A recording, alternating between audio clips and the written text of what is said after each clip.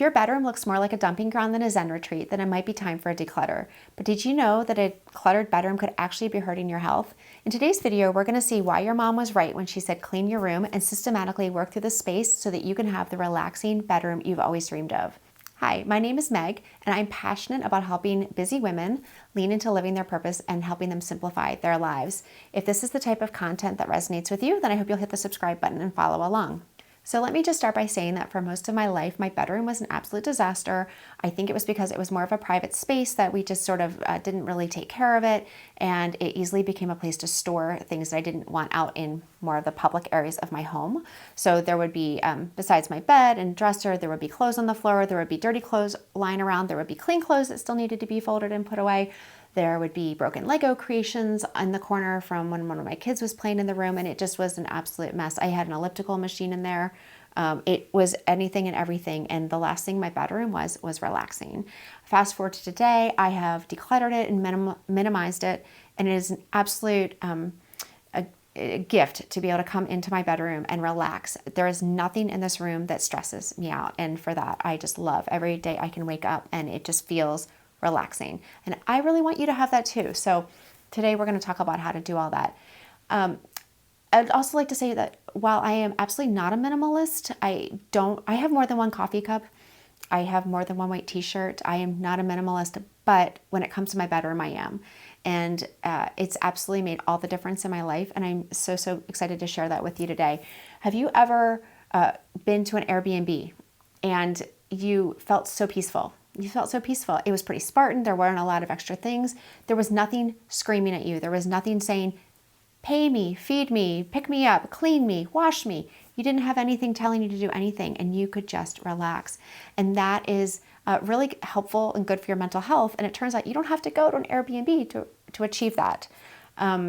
We can have that here, and it turns out that the research also supports that a decluttered bedroom is better for your mental health. And so I want to go into that research just really briefly, and then we'll go through the bedroom and talk about how we can declutter it. Pamela Thatcher is an associate professor of psychology at St. Lawrence University in Canton, New York. And in 2015, she actually found a relationship between hoarding and sleep disorders. But she went further to say that it seemed that even people without a hoarding disorder had what we call a dose response, meaning that the more clutter you have, the more likely you were to have a sleep disorder. And given that quality sleep is fundamental to our physical and mental well-being, we should want to do everything we can to support that. Let's start with our objective. My bedroom's primary function is to support my sleep and my husband's sleep. And we're going to do this through minimizing our bedroom as much as possible. And a general rule in the world of minimalism, which we are channeling today, is that you only keep the best, the necessary, and the favorite. If your closet is a part of your bedroom, like it is for most people, I'm not going to go into that today. I already did a video on closet decluttering, which I will link in the description box below. So please take a look at that. But suffice it to say, all of your clothes should fit in either your dresser or in your closet. We do not want to have overflowing drawers or closets and they spill into the bedroom.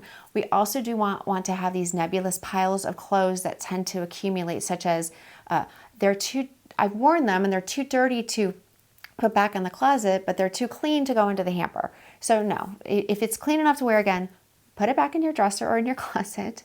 And if it's not clean enough to wear again, then put it in your hamper or in your dry cleaning pile. But do not have piles of clothes on the floor. Now let's take a look at some of the bigger pieces that could be in your bedroom. Do you have a piece of exercise equipment? I know I used to have an elliptical in my bedroom. It turns out that having a piece of exercise equipment signals to your brain energy, excitement, and adrenaline. Great things, just not when you're trying to sleep. So if it is at all possible for you to move that piece of exercise equipment out of your room into a garage or a spare bedroom or another space, then I highly encourage you to do so. Another reason is because, as we all know, it becomes a clutter magnet. And so it just becomes another place sometimes for a shirt to end up on or a sweater. But if you cannot move that exercise equipment, okay, fine. Can you screen it somehow? Is there anything you can do to keep it from interfering with your body's trying to relax? And along those lines, I suggest you remove the TV. We've all heard that TVs in bedrooms are not a great idea, and the reason is because the blue light interferes with your circadian rhythm, which signals to your brain that it's time to be awake. Is there any extra furniture you can remove from your bedroom? Obviously, you have your bed, you have your dresser. I have a comfy chair for reading, and I have a bench at the end of my bed, which I'm sitting on. But do you maybe have a bookcase? And on that bookcase, is it filled with books that you maybe don't even really read? A bookcase filled with books can actually look very cluttered to our brains. So go through your bookcase. If maybe consider moving it out. If you don't want to move it out, that's fine. But go through your bookcase and only have your best, your favorite, your necessary books on it. Anything you're not reading, don't care, don't like, then move those books out, donate them, or put them into a different part of your house. Also, let's remember that all flat surfaces are clutter magnets. They just are. So anytime you remove a flat surface from your room, you are going to automatically reduce clutter. It's clutter math, and it's just the way it works. So look around your room, and if you've got any extra tables or chairs or anything that really isn't being used, remove them from your space to reduce the clutter that will inevitably accumulate onto them. Any flat surfaces you do leave, keep the bare basics on them. So your bedside table will have a lamp, maybe a book. I like to have tissues in a drawer and a pad of paper and a pen. And you just want to keep it as simple as possible. A framed picture is nice. Same for your dresser. Maybe you've got your jewelry box on there and a framed picture and a lamp, but keep trinkets to a bare minimum if you have any at all, and remove absolutely anything from those surfaces that you do not need to have on the surface. If your desk is in your bedroom and you have absolutely no other place to put it, then that's fine. But I highly recommend that you have drawers and cupboards to put away your papers and to file anything you need to file. Having a stack of bills to pay on a desk in your bedroom is not going to be conducive to a stress-free environment. I know the last thing I would want to do is wake up in the morning and first thing see a stack of bills sitting on a desk. So if you use your bedroom as your office, do your absolute best to have everything behind drawers or cupboards and put away so that you can separate your work and your home and your sleep.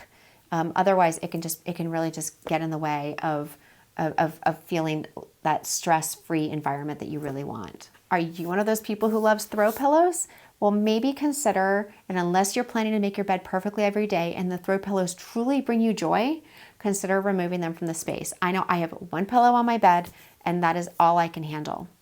Now, ruthlessly just go through all the other clutter in your room. If it doesn't support your sleep or your personal life right now, then you need to remove it. Recycle those magazines, throw away the trash, donate the old clothes.